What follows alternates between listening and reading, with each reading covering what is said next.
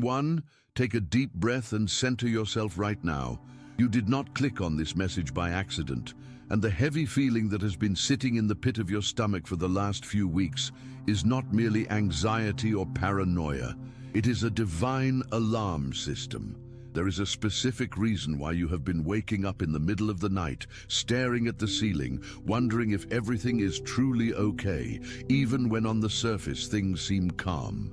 The universe, the Holy Spirit, the very source of truth, is trying to get your attention because there is a timeline unfolding in the shadows and it is converging on a specific date, January 16th. This is not a date to fear, but it is a date to master. It marks a critical juncture in the life of someone you love more than life itself, your daughter. There is a plan in motion, a subtle and seductive trap that has been laid out with terrifying precision, and they are preparing to bring her into a situation from which it will be very difficult to return unchanged. You might be asking who they are. They are not always monsters in the dark. Often the most dangerous influences come wrapped in the guise of friendship, opportunity, romance, or a new social circle that seems to offer her everything she has felt she was missing. But make no mistake, the spiritual danger is critical. You are the watchman on the wall for your family, and you have sensed the shift. You have felt the distance growing, the subtle hardening of her heart, the change in her vocabulary, and the way she guards her phone or her time. These are not just teenage phases or the natural pulling away of a young adult. These are the symptoms of a spiritual seduction. The enemy does not want to just annoy you. He wants to dismantle your legacy, and the easiest way to break a chosen one is to target their children. If you are ready to stand in the gap, to uncover this plot, and to reclaim the spiritual territory of your daughter's life before this date arrives, I invite you to subscribe to our channel right now. Join this community of awakened souls who refuse to let the darkness take what belongs to the light. Click that subscribe button and become the guardian you were born to be. Let us look closely at what has been happening, because the signs have been there, scattered like breadcrumbs leading into a dark forest. You have noticed that her light seems dimmer. The vibrancy, the natural joy, and the transparency that used to define her presence have been replaced by a kind of fog. Perhaps she is physically present at the dinner table, but her spirit is miles away, engaged in a silent conversation with influences you cannot see. The danger approaching on January 16th is not necessarily a physical accident, although we pray for safety in all realms. It is primarily an identity theft. There are forces, be they toxic peers, a manipulative partner, or a deceptive career or lifestyle path, that are bringing her to a point of decision. They are grooming her to accept a version of herself that is completely contrary to the destiny written for her. They are feeding her a narrative that says her upbringing was restrictive, that your values are outdated, and that true freedom lies in rebellion. Consider the new names that have appeared in her life. There is likely a specific person or a group that gives you an inexplicable check in your spirit. Every time their names are mentioned, you feel a coldness or a tension. Trust that. That is your discernment operating at full capacity. This influence is acting like a gravity well, slowly pulling her orbit away from the safety of her foundational truths. They are promising her belonging. This is the oldest trick in the book. The enemy knows that the human heart craves acceptance, and if your daughter has been feeling unseen, insecure, or uncertain about her future, they have stepped in to fill that void with counterfeit validation. They are telling her that she is special, but only if she conforms to their distorted standards. They are bringing her to a place of isolation, for a predator always separates the prey from the herd, or in this case, from the protective covering of her parent before they strike. This date, January 16th, represents a threshold. In the spiritual realm, dates often symbolize gates or convergence points. It is the moment where the grooming phase ends and the commitment phase begins. It could be a literal event, a trip she is planning to take, a contract she intends to sign, or a relationship she plans to make official. It is the moment she steps across a line that changes the trajectory of her soul. You are receiving this warning now because there is still time to intervene. But intervention does not mean control. It means intercession. It means understanding the dynamics of the battle. You are not fighting flesh and blood. You are not fighting your daughter, even though she may lash out or treat you like the enemy. You are fighting the principalities that are using her unhealed wounds as leverage against her. Think about the metaphor of a gardener who spots a parasitic vine growing at the base of a prize rosebush. At first, the vine looks green and vibrant. It might even have pretty flowers. It looks like it belongs there. But the gardener knows that this vine is not symbiotic. It is parasitic. It intends to wrap itself around the stem of the rose, climbing higher and higher until it chokes the life out of the host, stealing the sunlight and the nutrients. Your daughter is the rose. This new influence, this opportunity or relationship culminating around the 16th is the vine. It looks like life, but it is designed to bring death to her dreams and her purity. You, the chosen one, are the gardener. You have the shears of truth and the water of love. But you must act with wisdom, for if you tear at the vine violently, you might damage the rose. If this analogy resonates with the heaviness you have been feeling, I ask you to click the like button on this video. Let this simple action be a signal that you are seeing the truth and that you are ready to tend to your garden with divine wisdom. Your interaction helps this message reach other parents who are sleeping while the enemy sows weeds in their fields. We must dig deeper into the causes. Ugish, why is she vulnerable right now? Why is this happening to your child?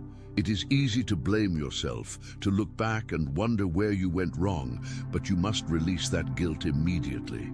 Guilt is a heavy anchor that keeps you from moving swiftly in the spirit. The reason she is a target is precisely because of who you are.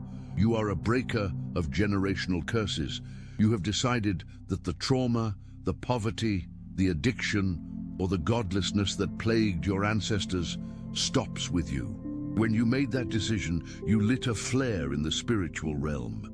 You attracted the attention of darkness because you decided to walk in the light. The enemy knows he cannot easily take you down because you are seasoned in battle. You know the tricks. So, he goes for the soft target. He goes for the one who has your potential but perhaps lacks your experience. He targets the daughter because she represents the continuation of your victory. Furthermore, we live in an age of unprecedented illusion. Your daughter is bombarded daily with thousands of images and messages that tell her she is not enough. The pressure to perform, to look a certain way, and to achieve a certain status is crushing. They, the agents of this distraction, offer her a relief valve. They offer her a mask to wear so she doesn't have to face her own vulnerability. The danger of January 16th is that it offers a permanent mask. It is a moment where she might decide to trade her authenticity for approval. It is a transaction where she sells her birthright for a bowl of stew, just like Esau. She is hungry for something, perhaps love, perhaps purpose, and the enemy is offering her a poisoned meal that looks delicious. There is also a scientific aspect to this. The adolescent and young adult brain is wired for risk and social connection. The prefrontal cortex, responsible for long-term decision-making, is still developing. The emotional centers are in the driver's seat. The manipulators who are circling her know this intuitively. They appeal to her emotions, her sense of adventure, and her fear of missing out. They create a sense of urgency. You must do this now, or if you don't join us, you'll be left behind. This urgency is the hallmark of a trap. God's voice is calm and steady. The enemy's voice is frantic and rushing. If she feels rushed to make a decision by the 16th, that is a major red flag. I want you to pause and reflect on the conversations you have had recently. Have you noticed her becoming defensive when you ask simple questions? Does she accuse you of not trusting her, even when your inquiries are coming from a place of pure love? This defensiveness is a wall of protection she has built around the lies she is believing. She is protecting the very thing that is trying to destroy her because she has been convinced that it is her salvation. It is a heartbreaking paradox. The bird is fighting the hand that is trying to open the cage because it has fallen in love with the captor. If you have experienced this heartbreaking defensiveness from your child, type, "I see the truth," in the comments below.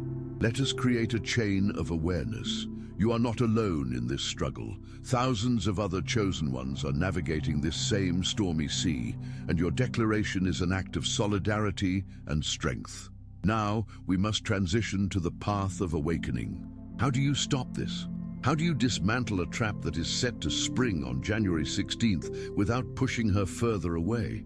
The natural instinct is to forbid, to yell, to lock doors, and to impose strict controls. While boundaries are necessary, in this specific spiritual crisis, brute force often backfires. It fuels the narrative that they have told her, that you are the oppressor. Instead, you must fight this battle in the secret place first. You must win the war in the spirit before you can win it in the natural. The first step is to plead the blood of protection over her mind. You must pray specifically against the spirit of deception. Ask the Creator to reveal the true nature of these friends or this partner to her. The prayer is not, "God, make her obey me." The prayer is, "God, open her eyes so she can see what I see. Remove the veil." There is a powerful story of the prophet Elisha and his servant. When an army surrounded them, the servant was terrified. Elisha didn't conjure a weapon. He simply prayed, "Lord, open his eyes." And the servant saw that the hills were filled with horses and chariots of fire. You need to pray for your daughter's spiritual sight to be restored. You need to pray that before January 16th, a moment of clarity pierces through the fog. Practically, you must change your approach from interrogation to connection. When you speak to her, do not attack the people she is with. Attack the void they are filling. If she is with them because she feels insecure, pour into her identity. Remind her of who she is. Tell her stories of her strength, meaningful moments from her childhood where she showed wisdom and light. Reconnect her to her true self. Use I statements. Instead of saying, "You are making a mistake," say, "I feel a heavy fear for your safety because I love you so much and my intuition is screaming that something is wrong." Vulnerability often disarms defensiveness, where authority escalates it. You must also be vigilant about the physical signs leading up to the 16th. Watch for the packing of bags, the withdrawal of money, or the sudden clearing of digital histories. These are the logistics of the departure. If you see these signs, do not be afraid to intervene with calm firmness, but do so with the energy of a rescue mission, not a jail warden. You are pulling her out of a burning building, not locking her in a cell. The energy you project matters. If you project fear and anger, she will run. If you project stability, love, and an unshakable knowing, she will, even if she resists initially, feel the safety of your presence. There is a concept in spiritual warfare called binding and loosing. You have the authority to bind the influence of these negative entities in the name of the highest truth. You can speak into the atmosphere of your home. "I bind the spirit of confusion and manipulation that is targeting my daughter. I loose the spirit of clarity, wisdom, and divine protection." Do this daily. Do this in her room when she is not there. Energy lingers. Fill her space with high-frequency prayer. As we approach this critical date, remember that your intuition is your superpower. Do not let anyone gaslight you into thinking you're being an overprotective parent. The world is different now than it was 20 years ago. The dangers are more sophisticated. The wolf today wears a suit or has 1 million followers on social media or speaks with the tongue of a pseudo-spiritual guru. The wolf does not always look like a beast. Sometimes it looks like a savior. But you, with your chosen eyes, can see the teeth behind the smile. If you are ready to stand as the spiritual warrior for your lineage, make sure you have turned on the notification bell for this channel. We post these alerts because the time is short and the days are evil, but the light is stronger. You need to be notified the moment we release the next guidance. Do not leave your spiritual education to chance. Let's go deeper into the nature of the trap. What exactly happens on January 16th? It is likely a ritual of initiation. This doesn't necessarily mean robes and candles. In the modern world, an initiation can be signing a lease with a toxic person. It can be the first time trying a hard substance. It can be sending a compromising photo that will be used as blackmail later. It is an act that creates a bond. The enemy wants to create a soul tie. He wants to entangle her soul with darkness so that even if she wants to leave later, she feels she cannot. He wants to create shame. Shame is the fence that keeps people in the trap. If she crosses a line on the 16th, the enemy will immediately whisper, "Now you are dirty. Now you can never go back to your parents. They will never understand." You must preemptively strike against this shame. You must make it clear in your words and actions that there is nothing she can do that will make you stop loving her. You must be the safe harbor. If she knows that she can come back to you no matter how big the mistake, the enemy loses his greatest leverage. The story of the prodigal son is not just about the son's rebellion, it is about the father's posture. The father was looking at the horizon. He was ready. He didn't say, "I told you so." He brought out the robe and the ring. You must prepare your heart to be that father, even before she leaves, so that perhaps she doesn't have to leave at all. This brings us to the power of the hedge of protection. This is an ancient spiritual concept where you visualize a wall of divine fire or light surrounding your child. Every morning between now and January 16th, I want you to spend 5 minutes visualizing this hedge. See it physically blocking the path of the bringers, the ones trying to take her. See their phone calls failing to connect. See their plans being frustrated by flat tires, cancelled flights, or sudden confusion. You can pray for holy frustration upon the plans of the enemy. Pray that every plot set for the 16th falls apart due to inexplicable circumstances. You are authorized to disrupt the darkness. It is also crucial to look at your own vibration. Are you operating out of fear? Fear is a low vibration that can actually feed the reality you are trying to avoid. It smells like blood to a shark. You must shift from fear to faith. Faith is not passivity. It is an active, commanding expectation of good. When you look at your daughter, do not look at her with eyes of worry. Look at her with eyes of prophecy. See the queen in her. See the woman of God she is destined to be.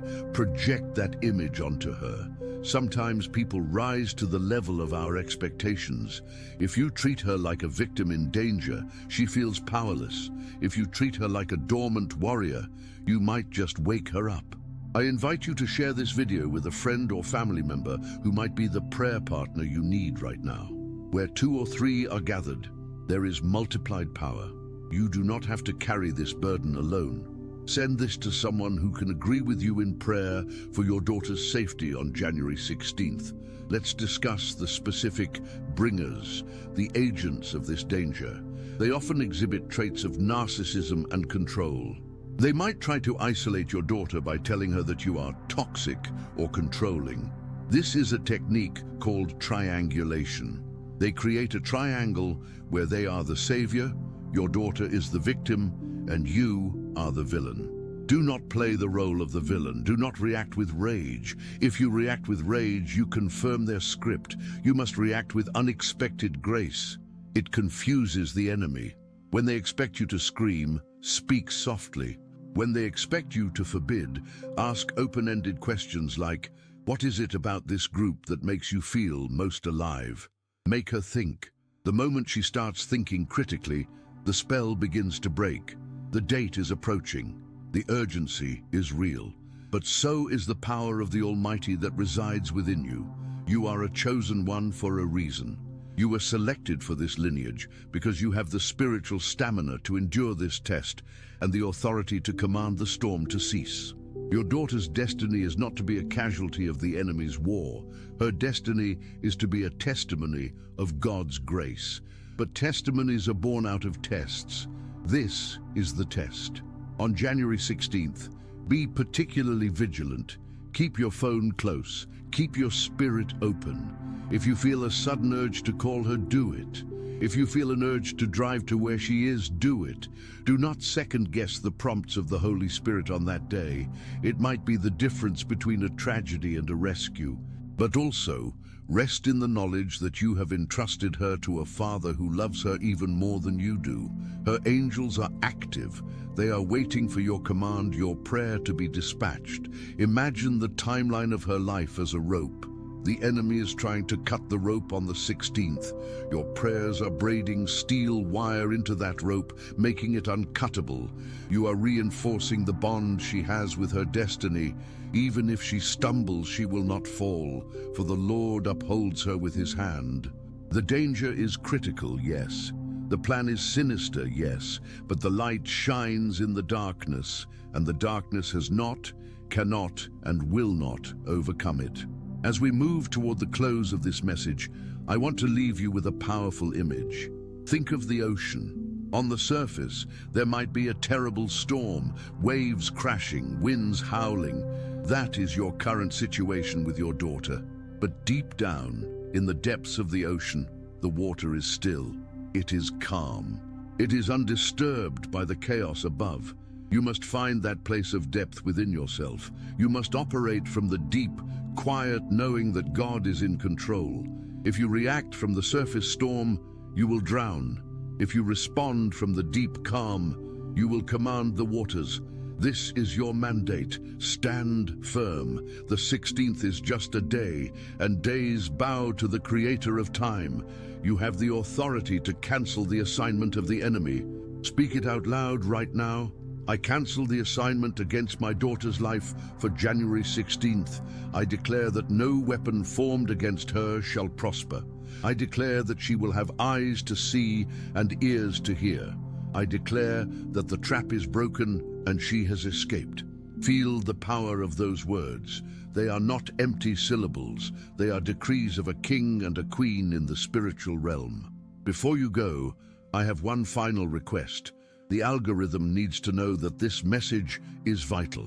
If you haven't already, please leave a comment below with simply the name of your daughter, or just her initial if you prefer privacy, and the word protected. For example, Sarah protected.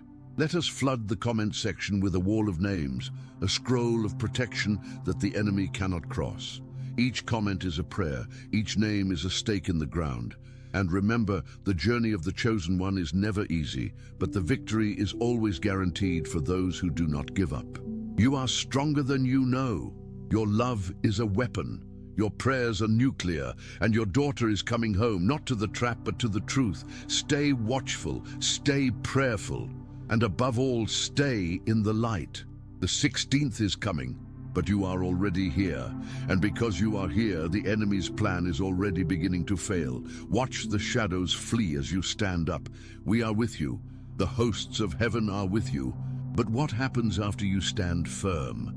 What happens when the dust settles and you look around, only to realize that the landscape of your life has irrevocably changed? This brings us to the next crucial understanding of your journey, a chapter that often goes unspoken because it is wrapped in a layer of profound solitude. It is the realization that as you rise in consciousness, your external world may begin to dismantle. This is not a punishment. It is a necessary realignment. You may have noticed that certain friends no longer call, or that conversations which once brought you joy now feel draining and superficial. You sit at a dinner table, surrounded by people you have known for years, yet you feel as though you are observing them from a great distance, separated by a pane of glass that no one else can see. If you are ready to understand the mechanics of this solitude and how to turn it into your greatest strength, I invite you to subscribe to the channel right now. By joining us, you are signaling to the universe that you are no longer willing to sleepwalk through life, but are ready to awaken to your true purpose. This sensation of separation is the first and most common sign of the shifting tide.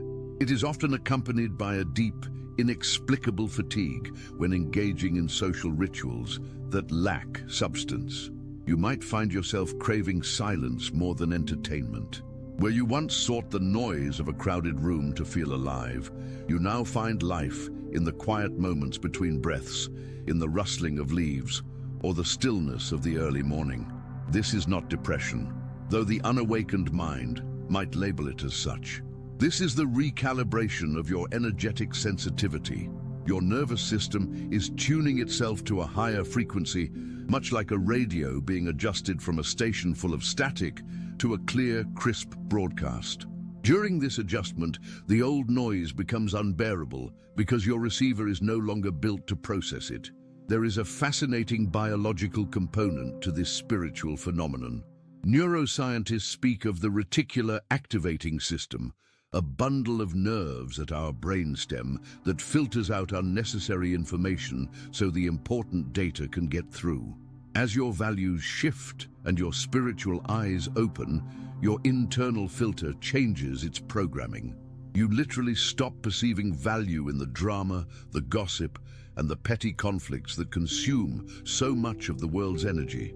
Your brain is physically rewiring itself to support a new reality. If you have felt this mental shift, this sudden inability to tolerate the trivial, take a moment to click the like button. It helps this message reach others who are currently thinking they are losing their minds, when in fact, they are just finding their souls. Consider the metaphor of the lighthouse keeper. The lighthouse is designed to shine its light over the treacherous waters, guiding ships to safety.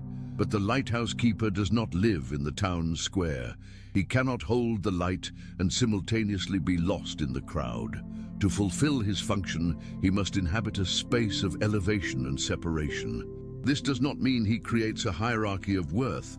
He does not think he is better than the townspeople, but he understands that his function is different. You are moving into the role of the keeper.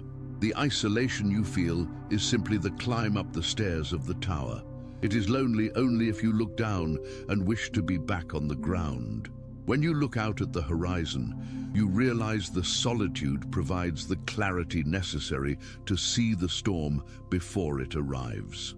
However, this transition comes with a specific pain, the pain of being misunderstood by those you love. You may try to share your new insights, your new hope, or your new vision of the future, only to be met with blank stares or, worse, hostility. This is where many stumble. You must understand that you cannot explain the view from the mountain to someone who is determined to stay in the valley. It is not your job to drag them up the path. It is your job to walk it so boldly that your light inspires them to find their own way. When you stop trying to convince others of your reality, you reclaim the energy you were leaking. I want to ask you a question that might challenge you. Are you holding on to relationships out of loyalty to a history that no longer exists? We often cling to people because of who they were to us 10 years ago, ignoring who they are to us today.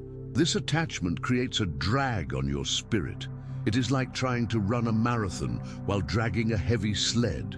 You might be strong enough to move it, but you will never reach your full speed. If this resonates with a difficult choice you are currently facing, leave a comment below with the word release. Let this simple act be a declaration that you are willing to let go of the heavy weights to fly higher. The cause of this friction is not accidental. It is vibrational physics. Two objects vibrating at vastly different rates cannot occupy the same space comfortably for long. As you do the inner work, healing your traumas, forgiving your past, and envisioning a brighter future, your vibration accelerates. Those who are committed to their wounds, who find identity in their victimhood, will naturally be repelled by your light. It is not personal, it is energetic. Your presence irritates their demons. Your calmness highlights their chaos. Your silence amplifies their noise. Do not apologize for this. Do not dim your light to make others comfortable in their darkness. But how do we navigate this path without becoming bitter or cold? The path of awakening requires a heart that is open but protected. We must learn the art of compassionate detachment. This means you can love someone deeply, wish them the absolute best, pray for their well-being, and yet recognize that they do not have a seat at the table of your destiny. You learn to love them from a distance where their chaos cannot disrupt your peace. This is not abandonment, it is preservation. You are preserving the vessel, yourself, so that you can continue to be useful to the divine. There is a practical way to manage this daily. When you wake up, before you check your phone or speak to anyone, visualize a shield of clear golden light surrounding your body. Intend that this shield allows love and wisdom to enter and exit, but blocks all malice, confusion, and low vibrational energy. It sounds simple, but the intention sets the tone for your BOLO.